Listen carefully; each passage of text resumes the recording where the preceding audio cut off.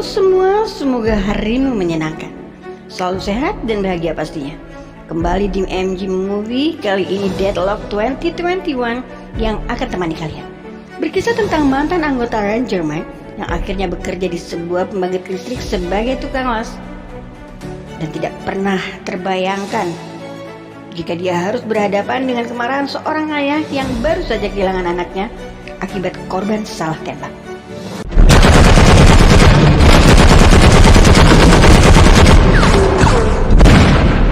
Bagaimana keseruannya? Langsung saja kita mulai.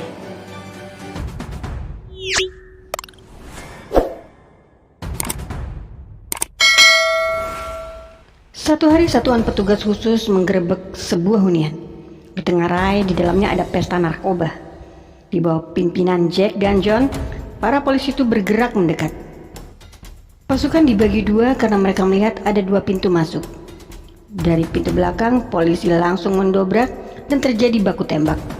Selain satu orang yang berhasil kabur, semua yang ada di ruangan itu tak bisa lagi diselamatkan.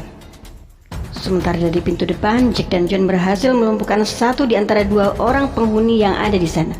Kemudian Jack pun berbalik badan dan bermaksud keluar dari pintu itu. Namun alangkah terkejutnya dia setelah melihat nomor di pintu itu tidak sesuai dengan informasi yang didapat. John pun semakin kacau ketika dia menyadari bahwa hunian itu terdiri dari dua rumah yang berbeda. Artinya mereka sudah melakukan kesalahan fatal.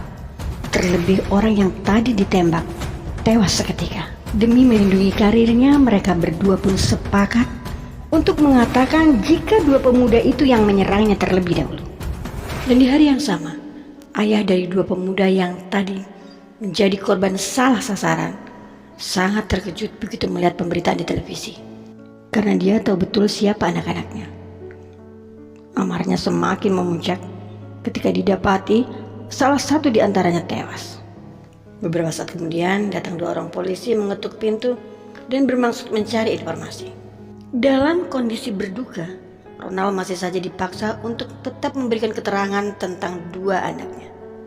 Maka tanpa berpikir panjang, laki-laki berkepala pelontos itu langsung menembak keduanya. Beberapa minggu setelah peristiwa penembakan, di tempat berbeda tukang las bernama Mac baru saja terbangun dari tidurnya. Setelah semalaman Mac berpesta pora dan mabuk berat, tampaknya pagi ini kondisinya belum cukup baik. Tapi tanggung jawab sebagai karyawan mengharuskannya tetap melanjutkan pekerjaan. Mac pun berangkat ke perusahaan, sebuah pembangkit listrik yang ada di pinggiran kota. Dalam perjalanannya Mac berjumpa dengan istri Jack, salah satu polisi yang saat itu menembak anak Ronald.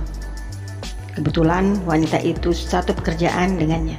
Saat hampir tiba di tujuan, Mac melihat Sofia, mantan pacarnya, sedang berbincang akrab dengan salah satu manajer di sana. Sepertinya Mac sedikit cemburu. Setelah memarkirkan mobil, langsung Mac masuk ke kantor. Dia disambut salah seorang kawannya yang kebetulan juga ikut dalam pesta pora semalam. Mereka saling mengolok mengingat peristiwa tadi malam di mana Max sangat kacau ketika dalam kondisi mabuk. Hingga salah satu petugas keamanan di sana yang juga ikut tadi malam menyarankan Mac untuk pulang saja dan beristirahat. Tapi Mac menolak. Mungkin karena itu kepala keamanan yang kebetulan ada di dekat Mac menatap tidak senang ke arahnya. Tidak ingin terlalu banyak berpikir, Mike pun mengabaikan keduanya. Dia justru menyambut dengan manis kedatangan seorang wanita yang datang menyapa. Sialnya sang mantan ikut nimbrung hingga percakapan beralih dan terjadi pertengkaran kecil. Sepertinya kisah masa lalu belum selesai. Keributan berhenti ketika sang manajer datang menghampiri mereka. Berlanjut pada kesibukan masing-masing, Mac sendiri menyelesaikan pekerjaan yang kemarin sempat tertunda. Sementara dari arah luar datang satu bus rombongan para pelajar untuk mengadakan study tour di pembangkit listrik tempat Mac bekerja. Dan Sofia lah yang bertugas untuk menyambut kedatangan mereka. Tak lama berselang, beberapa mobil dengan kecepatan tinggi menerobos masuk menabrak pagar. Bersamaan dengan itu, kepala keamanan justru menembaki anak buahnya yang sedang bertugas. Artinya, sudah terjadi persekongkolan antara dirinya dengan para penyusup yang baru saja masuk. Bahkan dia juga memutus seluruh kabel telepon dengan tujuan tidak ada telepon yang keluar dari wilayah tersebut. Ternyata kepala keamanan itu tidak sendiri melakukan persekongkolan jahat di perusahaan. kawan Mac yang tadi sempat menegurnya juga bagian dari mereka. Bukan saja para pekerja, tapi rombongan pelajar yang kebetulan ada di sana saat itu juga dijadikan sandera. Tapi ada salah satu pekerja yang luput dari perhatian mereka karena posisinya berada di luar ruangan. Meski demikian tak ada nyali baginya, mengingat jumlah para pembajak yang banyak dengan senjata lengkap di tangan. Kelompok itu menyisir semua ruangan dan mengumpulkan mereka di satu tempat. Kondisi mulai kacau. Kembali pada Mac, dia baru tersadar jika ada sekelompok orang asing. Ketika dari tempatnya duduk, matanya menangkap pergerakan orang-orang bersenjata yang ada di atas. Spontan Mac gunakan kemampuannya yang sudah terlatih saat dia masih menjadi anggota pasukan khusus militer. Naluri sebagai pelindung rupanya masih ada dalam dirinya. Mac pun mendekati target dan kemudian melumpuhkannya. Rupanya Ronald yang memimpin kekacauan. Mantan tentara bayaran itu meminta sang manajer untuk membuka pintu air. Meski sudah diingatkan akibatnya, Ronald tetap memaksa. Tak ada pilihan. Di bawah tekanan senjata api, manajer itu menuruti keinginan Ronald. Dan benar saja, luapan air itu sudah mulai tak terkendali. Dan kondisi tersebut membuat Ronald merasa punya kendali. Dia memerintah siapa saja yang ada di sana untuk tidak melawannya. Namun setelah mendapat laporan dari anak buahnya jika ada yang sudah menghabisi orang-orang mereka, Ronald pun mencari tahu ada siapa di tempat itu. Hingga didapatnya sebuah nama dan Ronald pun sedikit khawatir. Sebab dia tahu Mac adalah mantan anggota pasukan khusus militer yang baru saja beberapa bulan berhenti. Oleh sebab itu dia perintahkan anak buahnya untuk segera menghabisi Mac. Sementara di luar sana, Mac justru semakin banyak menghabisi orang-orang Ronald. Meski tak tahu apa yang terjadi, namun instingnya mengatakan jika mereka bukan orang baik-baik. Tanpa sengaja Mac bertemu dengan si kawan yang sejak tadi berada di luar ruangan. Dia pun menceritakan kondisi di dalam seperti apa yang dilihatnya. Sekelompok pembajak dan para sandera. Setelah sedikit berdiskusi, mereka pun sepakat untuk memberikan perlawanan. Di bagian samping gedung keduanya berpapasan dengan kelompok Ronald. Akhirnya baku tembak pun tak bisa terhindarkan.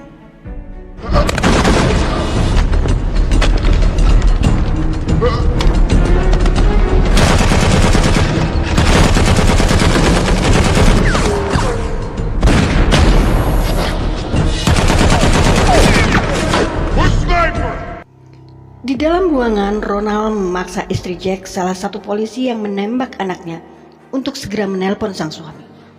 Wanita itu sangat marah, tapi tidak bisa berbuat banyak. Dia bisa membayangkan hal buruk akan terjadi pada suaminya. Begitu Jack tiba, dia langsung disambut anak buah Ronald.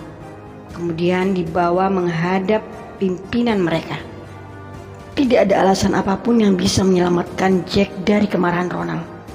Dia ditembak di depan mata istrinya yang sedang hamil. Kembali pada Mac, dia perintahkan si kawan untuk mengambil bis sekolah sementara dia sendiri berusaha untuk mencapai tempat di mana para sandera berada. Dengan susah payah, Mac melumpuhkan beberapa anak buah Ronald. Akhirnya dia sampai di tempat para sandera. Mac pun memberi arahan pada semuanya untuk masuk ke dalam bis. Kemudian menyuruh si kawan segera membawa bis itu menjauh. Sedangkan dia sendiri akan menyelesaikan persoalan yang ada di sini. Beberapa saat kemudian Mac sempat emosi karena dia melihat Sophia justru turun dari bis dan datang kembali menemuinya. Namun Sophia meyakinkan Mac jika dia bisa membantu. Maka hal pertama yang dilakukannya meminta Mac untuk datang ke ruang kepala pengamanan. Sophia berpikir di sana ada yang bisa mereka lakukan. Sialnya kepala keamanan tidak menyukai kedatangan mereka. Tapi beruntung insting Mac masih sangat bagus. Dia mendahului menembak ketika dilihatnya laki-laki tua itu memegang pistol. Di ruang berbeda, Ronald memaksa salah seorang pekerja wanita untuk menghubungi kakaknya. Dan ternyata wanita itu adalah adik dari detektif John yang juga sudah membunuh anaknya. Belum lagi pembicaraan di telepon selesai, kawan Mac yang membawa bus para sandera itu berhenti di depan John dan menceritakan semua kejadian yang ada di sana. Akhirnya John tahu adiknya dalam kondisi bahaya, tapi dia tetap bersikeras untuk datang. Sementara polisi lainnya menelpon kantor pusat keamanan di wilayah itu dan meminta bantuan setelah menceritakan kondisi yang terjadi di bendungan pembangkit listrik. Selanjutnya tanpa sengaja Mac bertemu kawan lamanya saat di militer. Mereka berduel, tapi Mac tidak ingin terlalu banyak membuang waktu. Maka dia pun segera menembak si kawan, mengakhiri pertarungan. Sementara itu di ruang kontrol, Ronald memaksa John untuk mengakui kesalahannya di depan kamera yang sudah mereka persiapkan. Sayangnya John tetap bungkam dan tidak menunggu lama Ronald pun langsung menembaknya. Beberapa saat kemudian datang anak buah Ronald yang mengabarkan jika pasukan khusus militer akan segera mengepung tempat itu. Dirasa posisinya terpojok, Ronald perintahkan manajer itu untuk kembali membuka pintu air. Tak pelak banjir bandang pun merusak wilayah itu, bahkan menghancur leburkan pemukiman yang ada di sana. Celakanya lokasi bendungan itu sendiri tak akan lama lagi juga akan ikut hancur karena tergerus air yang semakin menggila. Saat itu juga Ronald putuskan untuk segera keluar dari tempat itu dengan meninggalkan beberapa sandera yang masih tersisa.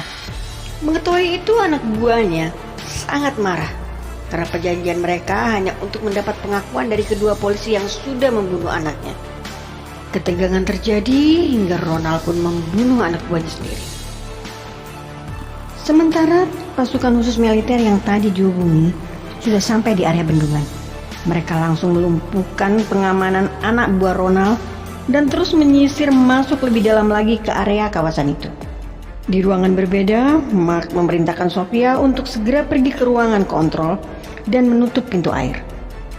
Max sendiri datang menemui Ronald untuk menghentikan kegilaannya. Dia tidak ingin seluruh kota tenggelam karena ulah Ronald. Namun belum lagi ada kesepakatan, pasukan khusus sudah masuk ke ruangan itu. Meski posisinya terpojok, Ronald masih saja tidak mau menyerah. Tak ada waktu, Ronald pun langsung diberondong tembakan hingga tewas. Beberapa hari setelahnya, air sudah mulai surut dan mereka kembali pada aktivitas masing-masing termasuk Mac yang kemudian diangkat menjadi kepala keamanan di pembangkit listrik tersebut. Film pun selesai.